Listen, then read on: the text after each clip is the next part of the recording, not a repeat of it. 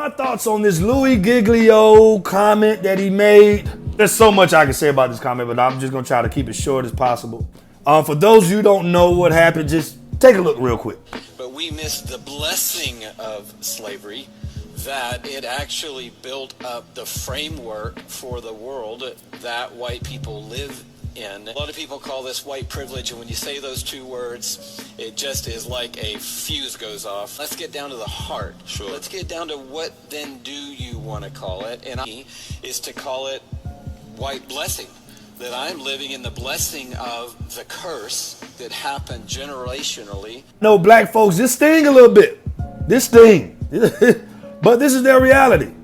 And we finally got a white person to acknowledge their privilege.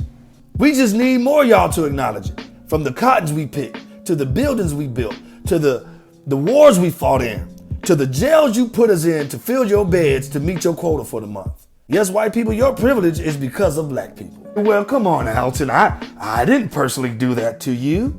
Yeah, you didn't. But don't be fooled and act like you're not benefiting from it. The resources you have, the generational wealth you have from it, the land that was passed down from your great-great-great-great-grandpa, who you think was working that land.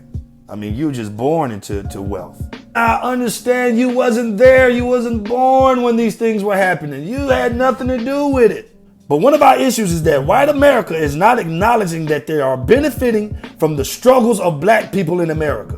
And we finally got a white person to speak up and acknowledge it. Yes, white people, I need you to acknowledge these things because your ignorance is way more dangerous. But one thing I refuse to do is accept that it's a blessing. Because to say that it's a blessing, that means it came from God. White people, I refuse to believe that God was on your side when you was hanging us from trees, beating us, raping our sons and daughters, sicking dogs on us, spraying us with your fire hose. I refuse to believe that God was on your side. But this is not a surprise, of the evil mindset of white people. I mean, you're talking about God-fearing people that will hang a man from a tree, take a picture, and smile at the same time. I mean, these God-fearing people that receive this blessing from God will blow up a church, killing 4 black little girls. I mean, these are God-fearing people. I will not accept that this is a white blessing, because it's not. So black people, here we are. We got white people acknowledging their white blessings.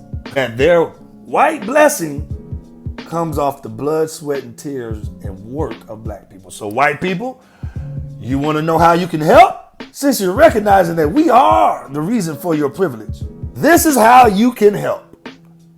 Go down to your government and tell them next time black folks come with their request, don't look at it as a handout. Oh no, this ain't charity work. Look at it as you paying the debt. You owe us. Oh, we're not asking you to share your privilege. We ask you to pay up.